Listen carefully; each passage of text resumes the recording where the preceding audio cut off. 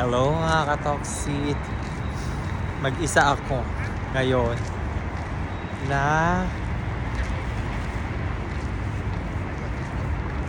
naglalakad at wala akong kasama actually. Mag-isa akong namamasyal. Yan yung Champ LC. So, I think this is my second time ata na puntahan ito. Champ LC. Marami din mga tao actually. Sobrang lamig talaga dito. Tumitigas yung kamay ko. I mean, naninigas. Parang gano'n. Dito, hindi mo talaga alam kung Pranses sila kasi mga taga-ibang bansa talaga yung karamihan dito. Pero yung mga Pranses hindi masyadong nagpupunta dito. Kaya first time ko naman na mamasyal mag-isa. Para sanayin ko naman na kung paano mamasyal mag-isa lang. So far, alam ko naman na yung yung kung paano gagamit ng Navigo, yung mga bus, yung mga train. Medyo mahirap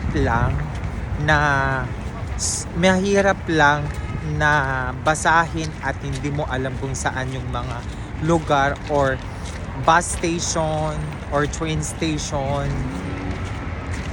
kung saan sila nakapwesto ba. Pero later on, makikita mo, ang ginagawa ko pag hindi ko alam, nagtatanong talaga ako. So ayan yung Champ LC. Yan. So very famous dito sa France. Hindi ako makapunta doon sa tabi niya, Champ LC, Charles de Gaulle pala. So hindi ako makapunta dyan sa medyo tabi, medyo malapit. Kasi hindi ko alam kung saan ako dadaan. Mga katoksit. Diba, tingnan ninyo, sobrang daming mga tao. Diba, sobrang mga daming tao dito, mga katoksit. Hello mga katoksit. So, nandito ako ngayon sa Charles de Gaulle. First time kong mamasyal mag-isa. So nag-try ako kung paano ko gamitin yung Navigo Train Pass. So far medyo mahirap sundin kasi nakakalito yung mga pangalan every station. At saka yung alam mo ba yung kung saan nakalagay, saan yung station nila, kagaya ng train, kagaya ng bus. Pero if you want to tour in one day, maglo-load ka lang ng 12 euro. That's unlimited transportation, either bus, train, at saka meron silang tinatawag yung RER. So ngayon nag-decide ako na ngayong araw na to, kasi ako, pumunta ako sa police station para i-report yung nangyari sa akin na nawalang wallet. Sobrang sayang talaga yung wallet ko. Louis Vuitton pa naman yun. So yun, so wala naman akong napala kasi hindi daw pwedeng, I don't know kung ano yung process, pero later on, mga after 2 days, babalik pa rin ako, nakasama ko yung friend ko na Pranse dito. So ngayon nag-decide nga ako na mag-tour na lang since I have the unlimited pass na ticket, kaya nag-decide ako na mag-ikot-ikot. So ito yung napuntahan ko ngayon, itong Charles de Gaulle, Champ LC. medyo hindi ko tinitignan ko kasi kung paano ako lalapit doon. Kasi pag lumapit ka doon, may mga ano kasi siya, may mga barricade. Parang may bayad siya. So this is my second time na ko na mapasyalan ito. And this is my first time na maglakad mag-isa, 'di ba? To visit different spots in dito sa France. So right now, titignan natin. Ipakita ko sa inyo. Medyo ilapit ko lang konti para makita niyo yung view ng Champs-Élysées. Dito sa Charles de Gaulle street, and then this is one. Yan. Diba? Sobrang dami nagpapapicture talaga dito. Different nationalities. So, medyo mahirap talaga kanina na mag-isa ako kasi pumunta pa ako sa Disneyland kanina dahil kinuha ko itong self-stick na gamit ko ngayon. Bawal kasi ipasok kahapon ang mga self-stick. So, ayan. Diba sobrang ganda yung Champs-Élysées natin. Pag pumunta ka dito sa sa may doon, hindi ko kasi alam kung saan ako dadaan. Kaya fini-figure out ko kung paano ako pupunta doon. Hindi naman pwedeng dumaan dito sa may kalsada itong paikot kasi huhulihin ka nila. Ay, hindi, ewan ko ito mga ibang nationality dumaan pero bawal talaga. Kaya mag-ikot-ikot muna tayo at titignan natin kung paano tayo makakapunta dyan sa tabi. Sa mas malapit pala. Ayun marami kasi silang maraming mga doon, nakaabang. So it means pila. Doon kasi sa taas, pwede kang pumunta sa taas. Talagang may bayad na yan. Aakyat ka, magbabayad ka para makita mo yung view. Ganun din naman sa Eiffel Tower. So tignan natin, pumunta tayo dun sa kabila. Kung makakapunta tayo doon sa tabi niya, and then after that, pumunta na tayo sa Eiffel Tower.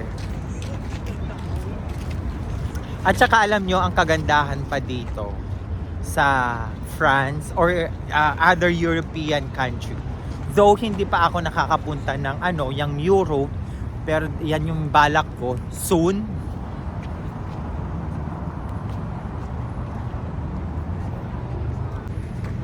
Pero yan yung balak ko soon sa Europe. Sana makapunta ako. Kinokontak namin kung sino yung mga kaibigan namin sa Europe din. So ngayon, hindi ko nga alam kung paano ako makakapunta doon. Again, alam niyo dito sa France, may mga crossing. May mga crossroad. Kapag dumaan ka sa crossroad nila,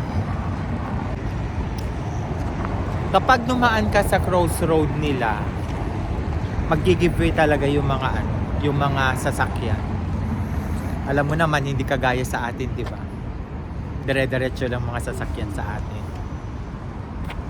Kumbaga, respetado yung mga driver dito. Alam nilang rumespeto yung mga tao kasi mahalaga sa kanila yung buhay pa. Kaya tignan natin yung Champs-Élysées kung makakalapit tayo dyan. Tapos may mga part pa dito na pwede ninyong puntahan. Ay pwede kong puntahan, kaso lang hindi naman siya masyadong visitors area yon. So yan, kagaya niyan, pwede dyan sa street na yan. Medyo lapitan natin konti yung Ah, ito na, medyo malapit. Grabe, na-freeze yung utak ko dahil sobrang lamig talaga. Sobra. Hindi ko matig. Ayan.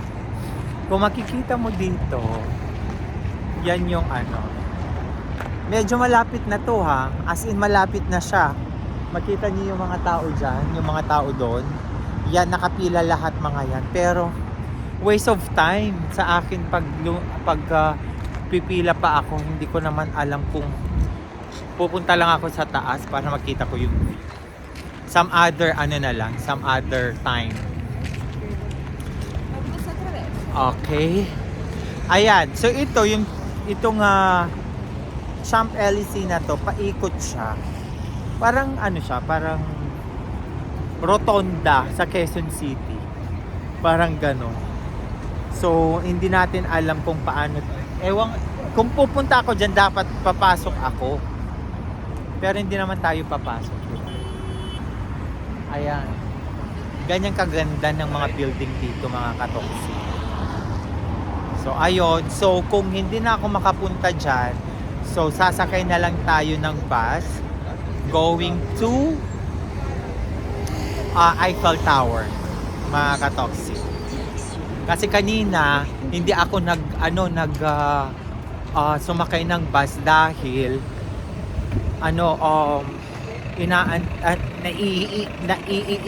naiihi ako, and at the same time ang hirap humanap ng toilet dito. Kapag magbakasyon kayo dito sa Europe, mga katoksit, pigilan nyo yung mga ihi ninyo. Or else, huwag kayong, nasinisipon ako. Or else, huwag kayong masyadong uminom para hindi kayo umihi. Kasi, mahirap ang toilet talaga dito sa Europe. Sa France. Ganong mga katoksit. Ayan, yan din yung mga building. Ayan. So, maganda talaga ang mga building ng France. Kumbaga, minemaintain nila. So, right now, pupunta tayo sa bus 30. Yeah, bus 30 para pupunta tayo sa Eiffel Tower. Watch out lang kapag nandito kayo, kapag nagbakasyon kayo dito, watch out lang kayo sa mga pickpockets. Kasi marami. Mga pickpockets dito, di mo alam kung pickpocket sila kasi mga damit nila talagang mamahalin din. Nakikisabay din talaga sila. So, dito tayo sa sa may bus station. Ganito yung bus station nila. Papakita ko sa inyo. Sana ganito rin talaga sa sa atin. Yan yung bus station nila. Yan. Yan, ganyan yung bus station nila, mag-aantay ka lang, mga katoksit. Kaya, mag-antay muna tayo. Makikita mo naman dito, yung number 30, na sasakyan ko, it's 5 minutes. 5 minutes yung, unang bus. And the next one, it's 22 minutes. Makita mo dito. Di ba magaling na ako? Magaling na talaga ako. Pwede na ako tumira dito. Ayan. Medyo na-delay lang kasi ako kanina dahil sobrang ihing-ihi na ako. Tignan nyo mga kamay ko. Di ba red na red? So, sobrang lamig talaga. First time ko pa dito na ganito kalamig ha. Medyo sinisipon na tayo. Tapos kapag lumalabas ako, meron pa yung tinatawag nila na parang heater na sinusuot mo, parang cycling siya. So malamig talaga, sobrang lamig mga katoksi. Marami ditong turista kahit nung pumunta nga kami ng Disneyland, sobrang sobrang daming tao. Hindi namin ine-expect na ganun kadami ang tao mag-vacation. Ay, mag-visit dun sa Disneyland. So, ilang minutes na lang? Just 3 minutes na lang. 3 minutes, tapos meron akong station, I think 7 station bago ako makadating dun sa Eiffel Tower.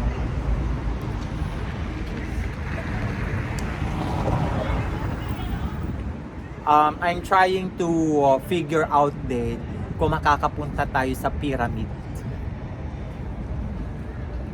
Para ma-tour naman ko kayo, 'di ba? Sa tagal-tagal ko nang bumabalik dito sa France, mga picture video lang ang ginagawa ko. So, itutour ko kayo. 'Di ba? Oh. Umaapoy na naman yung ko, yung bunganga ko, mga katoksi. That's 2 minutes. 2 minutes na lang tayo.